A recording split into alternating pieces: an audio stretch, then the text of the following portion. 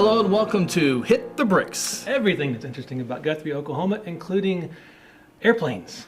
Whether it's on the ground or in the air. Yeah. It's always interesting over Guthrie. Yeah, Shalon, the director here at the Guthrie Edmond Regional Airport. Did I get that right? Is that the exact official title? Yes, it is. Yeah. GERA.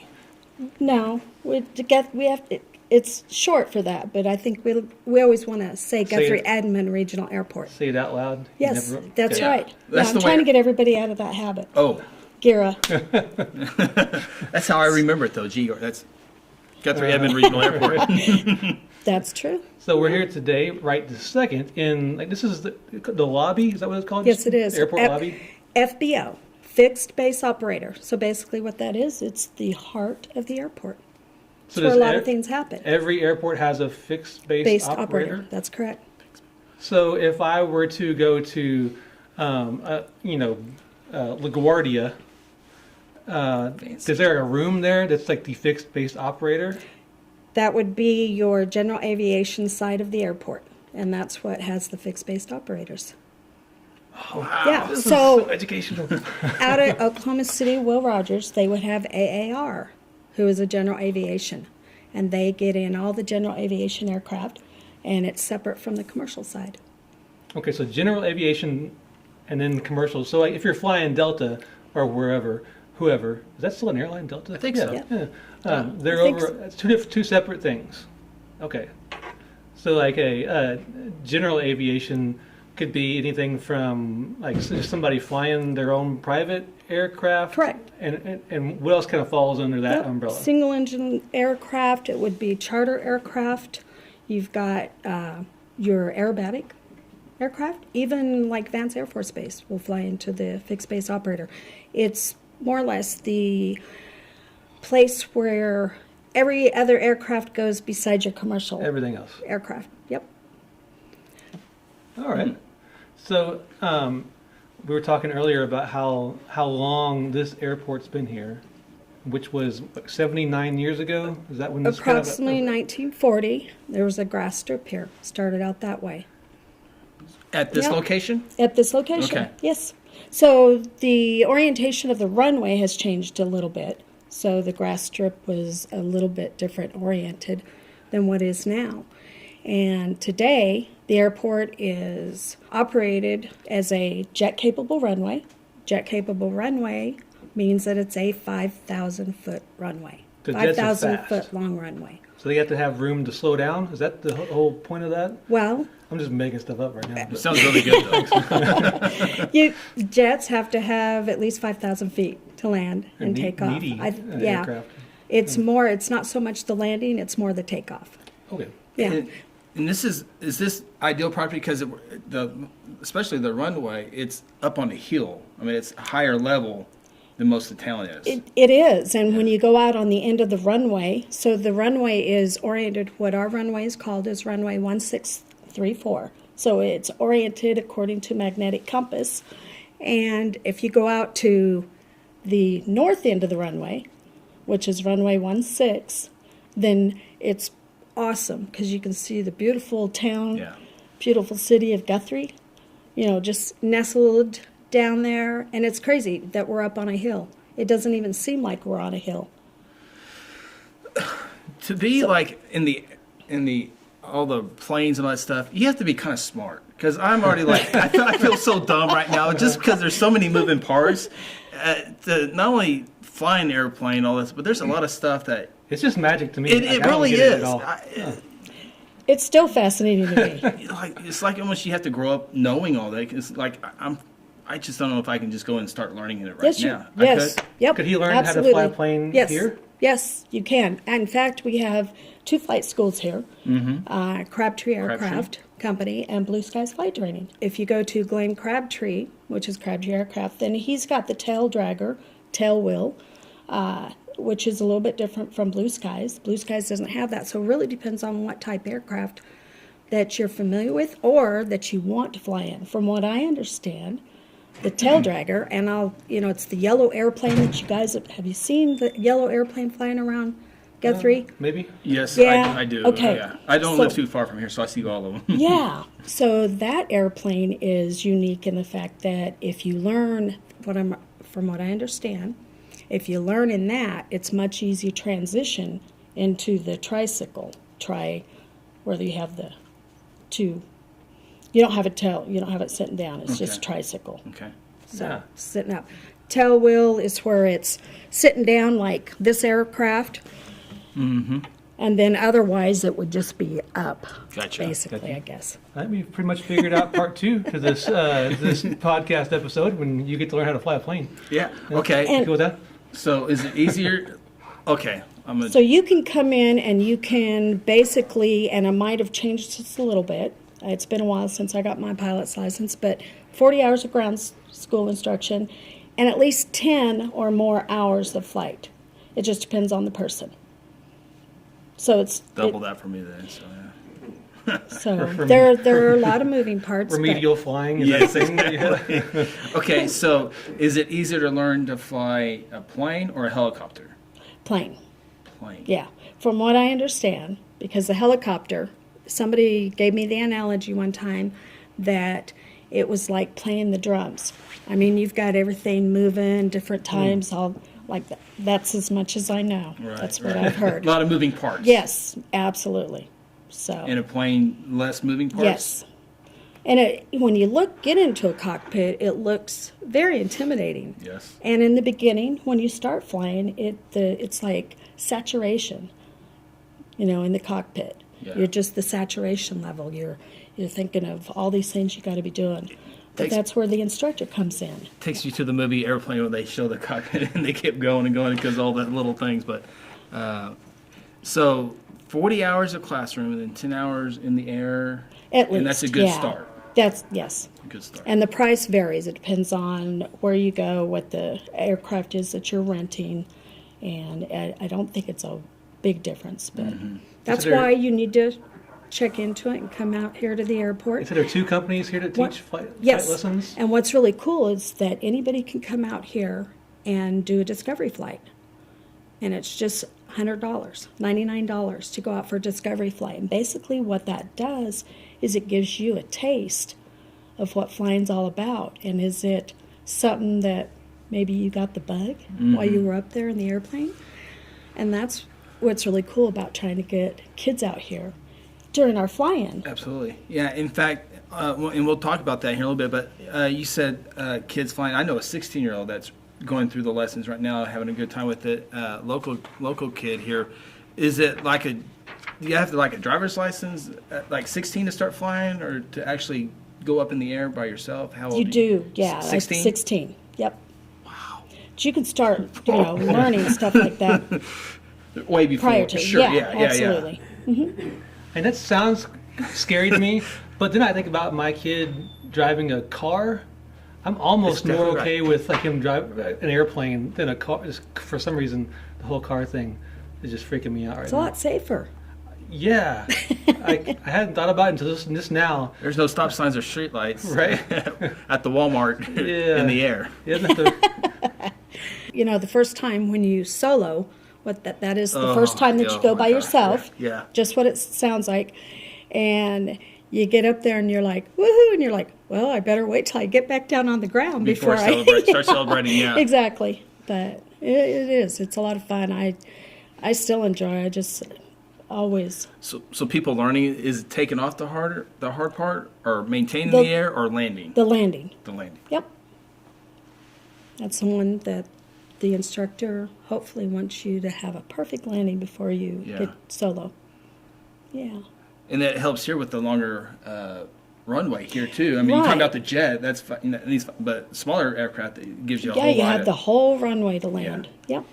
They try and teach you to land in a certain spot on what they call the box at the approach end of the runway.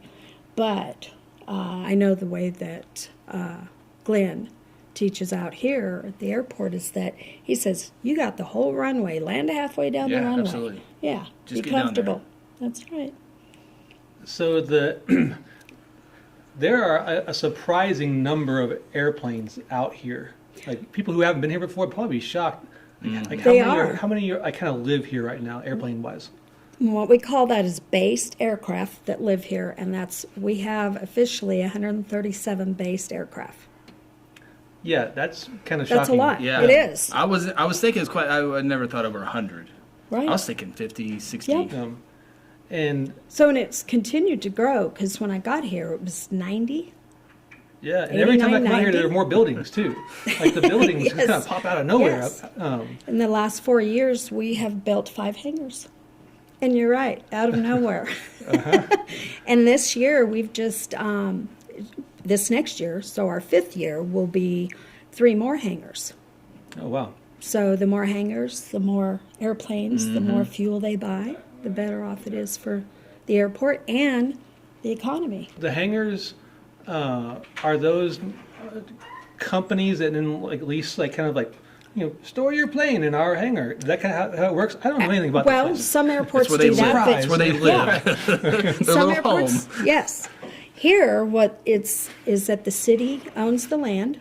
So the city of Guthrie owns the land. And by the way, we're partners with Edmond, Correct. as you can tell 50-50? by yeah. It's they pay 50% of the expenses. So they lease the ground from us, and it's private entities building a hangar for whatever purpose, mainly to store their aircraft. And they sometimes will have other things in there, but as long as it doesn't affect the ingress, egress, the in and out operation of that aircraft, then like their mechanic tools or such things as an office, as long as it doesn't affect that, they'll do that. Some of the business that are out here, people will locate out here for business purposes. We've got A&P, Aircraft and Power Plant, which is mechanics that work on your airplane. I've got a couple of entities like Airport, CEC, who is Airport Engineers here, consultants, and they're our airports, but they use their aircraft, and it's just a small aircraft that they use to allow them to get from point A to point B and to their other airports here across the state. We've got Vance, John Vance, he's got a couple of airplanes here, Ditch Witch. So there are several that will build it to store their aircraft. So they'll build a 10 unit or an 8 unit T hangar. So there's 8 different individual units. We call that a T hangar. Then they will charge the rent and collect the rent individually. Then I charge them annual lease. So out here they'll build right now the lease agreement is for 30 years with 2 5-year options at 17 cents a square foot. Seemed like I heard that not too long ago in a council meeting that was being talked about. But another thing that has been, I think, a great addition here was adding fuel. This was several years ago, but I'm just going through my brain of upgrades, improvements here when that was adding fuel for planes. The avgas, which is 100 lead, we've got 2 avgas and then 1 jet A. So yeah, that's real important. That's probably one of the biggest revenue sources for an airport.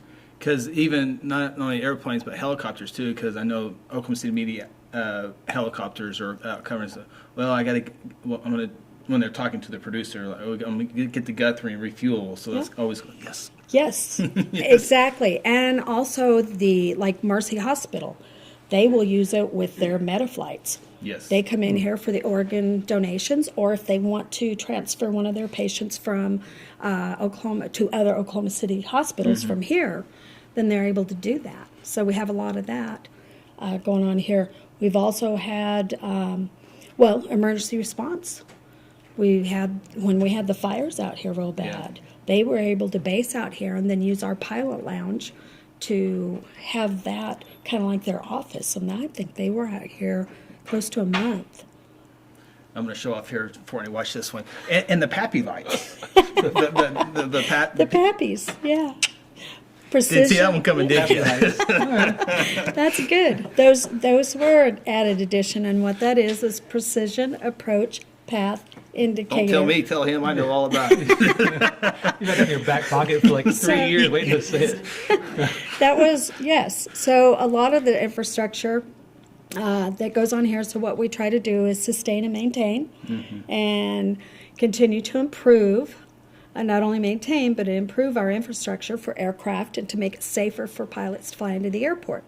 PAPIs will allow the aircraft, and I'm going to use my hands here, they're going to allow the aircraft to come down to the runways. If you're just listening, she is using her hands. I can verify this. Keep going. Sorry. So they can come down to the runway by watching these lights, 2 white, 2 red, and depending on if they're all white, they're too high. So if they're all red, they're too low. So they want to keep it on that right angle of attack, the glide path, that brings them down to the runway.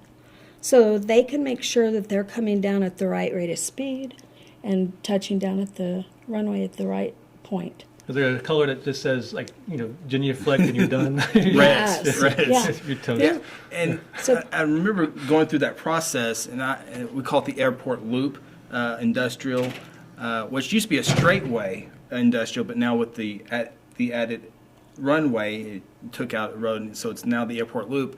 And I was driving to the east side of town to avoid downtown traffic.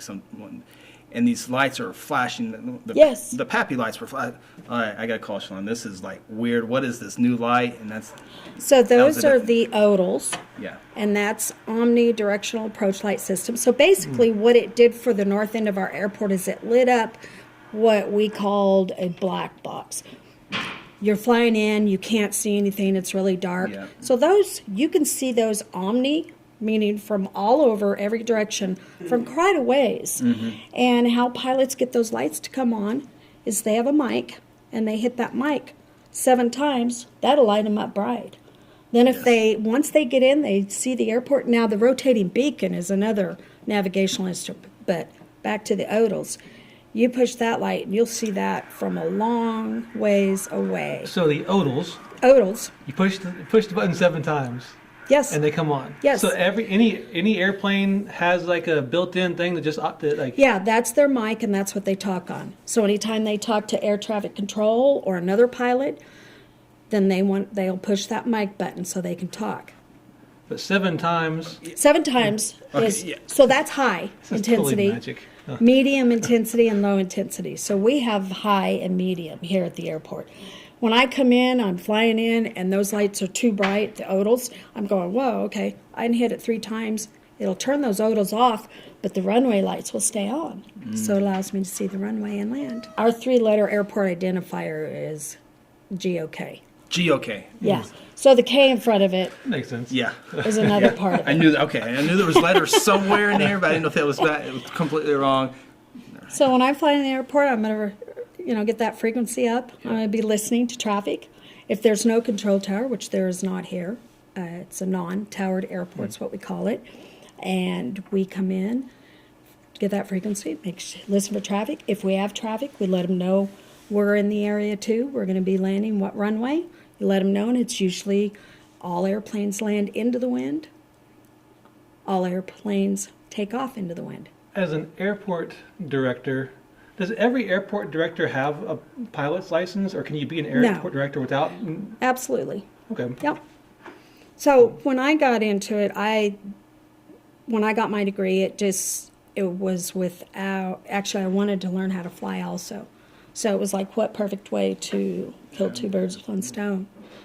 So, Now, yes, you don't have to have, most of them, you don't even, I know people that don't even have a degree that are managing airports. if you're good at it, you're good at it. Yeah. Yeah. So they might have done something else all their life. They might have been in the military Yeah. and then come in here. And that doesn't mean they don't have a degree. It just, there's all different types of people that. Like just love. But yeah, you don't have to. It makes it easier though. Yeah. So, having that knowledge. If you're on the ground, then I kind of know what's going on up in the air. When I hear them, I can look around and I know what direction they're coming from or where they're entering the traffic pattern at. Earlier, you showed me like what the pilot's lounge, Yes. which is really, really cool. It's super relaxing in there. Talk about like what that is and why you have it and Okay. why it's a cool thing for this airport. So the pilot lounge will allow pilots that come in, regardless if they're diverted here because of weather, or their passengers are coming in to do business here in the city, or if they just want to come and visit family, they can go back there, 24-hour access. There's a code that they have to use to get in, so it's on the outside. They have a 24-hour access that leads them into the pilot lounge. During hours, you just walk through the FBO, the lobby of the airport, go Fixed back base there. operator. That's right. Show off. Very good. So the pilot lounge has your refrigerator, has a bathroom, has a shower, and it has snacks and drinks and sodas. Comfortable chairs. And comfortable chairs. The chairs, when we were getting ready to build this pilot lounge, it was asked of several pilots, what would you like to see in there? And their biggest concern was a recliner that laid flat. So the recliners that are in there will lie flat. That way it allows them to relax for 3 or 4 hours. Mm-hmm. They might have come here from New York City. It doesn't take them that long, but they might be here all day long waiting. Did they give you like a specific bottle number? Like, we need the Lazy Boy X9 4000? We just made sure it was flat. So then there's a TV in there, and also computer, printer, allows them to get weather. And then we also have a camera display, so it allows them, because there's no windows back there. And a lot of those pilot lounges may or may not have windows to where you can see the ramp. So the camera the cameras we have on the airport has the screen allows them to see 4 different aspects of the airport, so they can see their passengers arriving from in a car up to our gate, or they can look out and make sure their aircraft's okay. They can relax back there, take it easy while their people are out doing business. And you were saying that the lounge was built with funds from like local pilots. Actually, that was built by the city, and then 50% of it was paid for by Edmond also. So City of Guthrie, they got together, and I think we ended up paying $65,000 for that. So that was split between the two cities. Okay.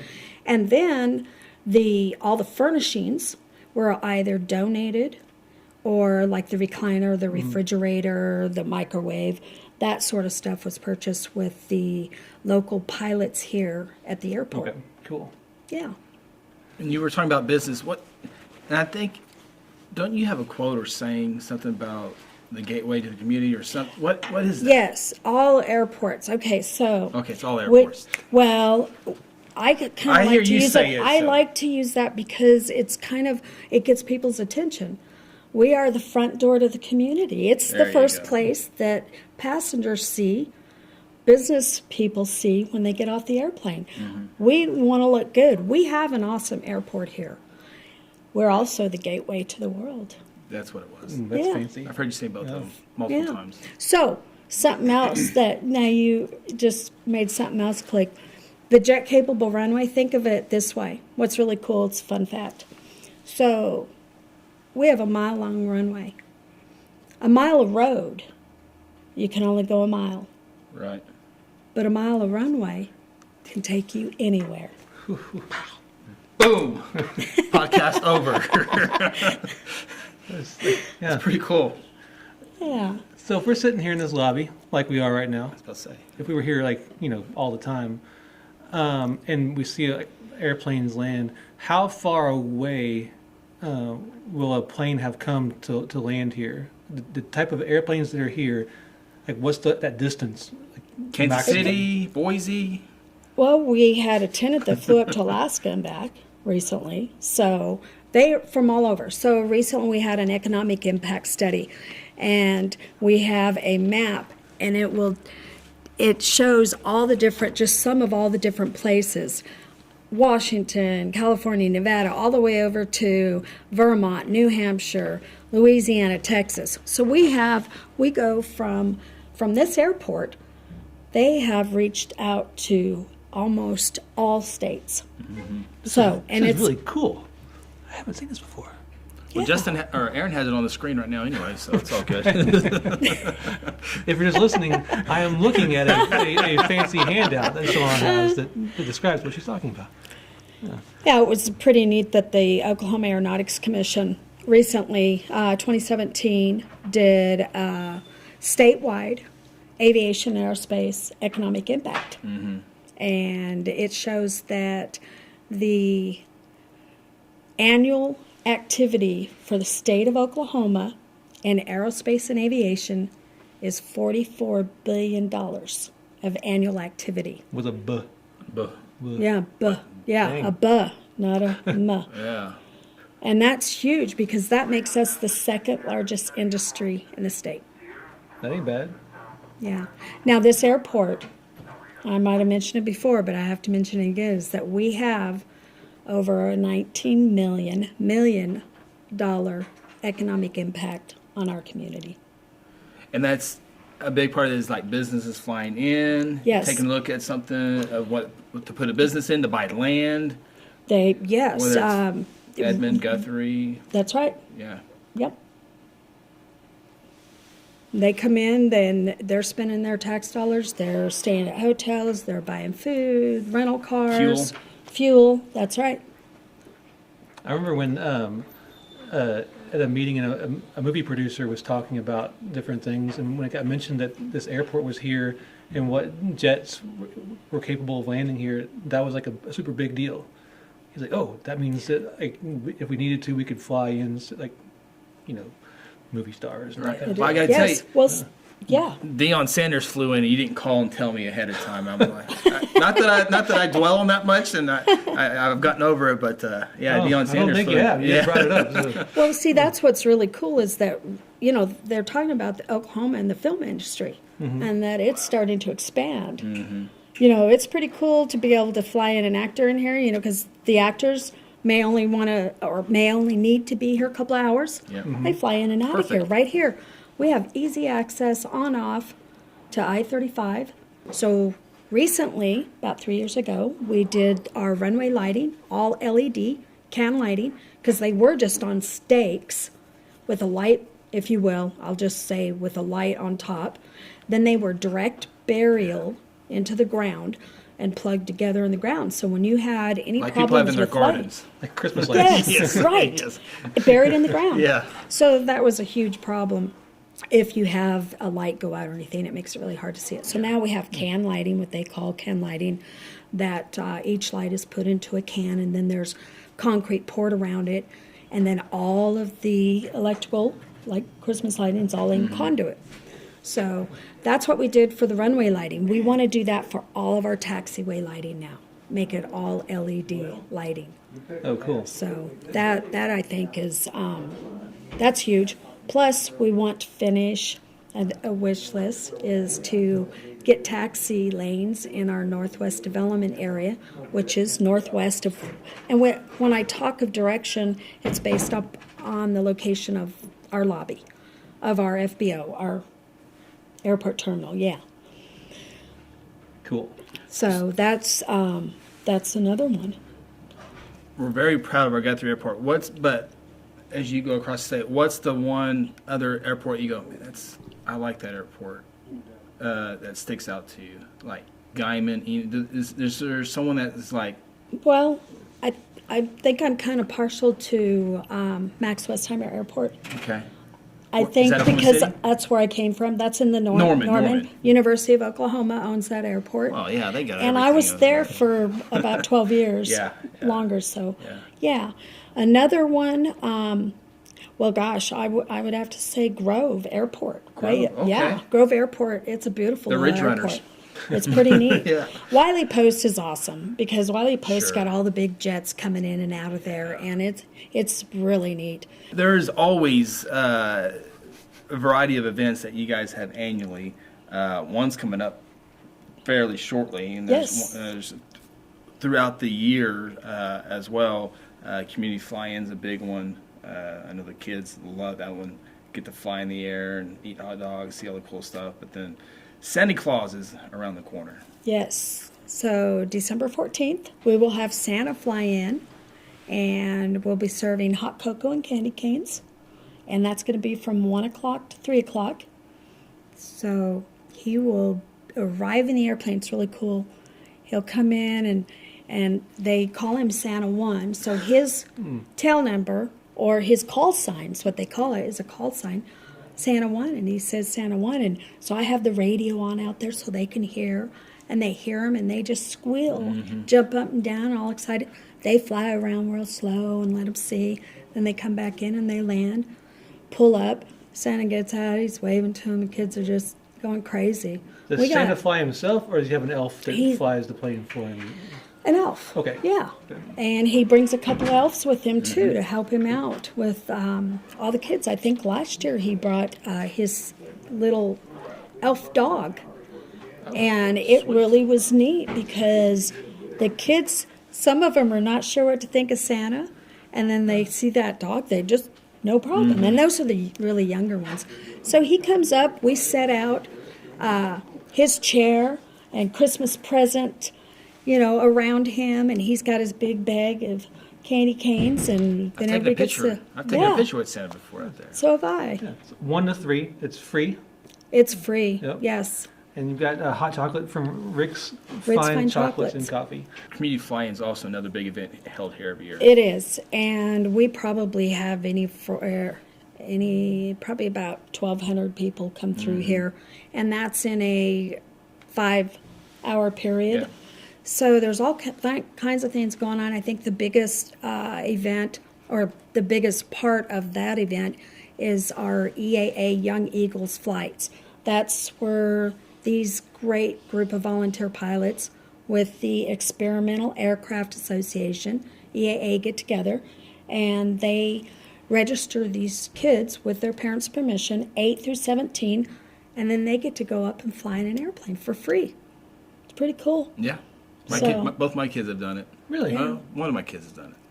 That's super cool. Yeah. So it's really a neat draw for the community to let them know that come out to the airport, see what great things are happening at your airport. So we've been chatting for about 45 minutes now. So whenever Chris and I start our flight instructor or flight lessons, does that mean, since we know so much now, Yes. we can prorate those hours? We can include this in our 40 I'm sure hours. something could be worked out. 45 minutes into our 40-hour recommended. Exactly. Chris, I have no more stupid questions. I'm fresh out. Okay. Cool. So, but make sure Saturday, December 14th, come out and hang out with Santa Claus. Yeah, and I really appreciate you guys coming out here today. Absolutely, it was fun. It's been awesome. Yeah. So do that. Come out here. 1 to 3, free hot chocolate, Santa Claus, all that good stuff. And we'll see you next week. Yeah, see your beautiful airport. Absolutely. Yeah. Thanks. Coming home, coming home.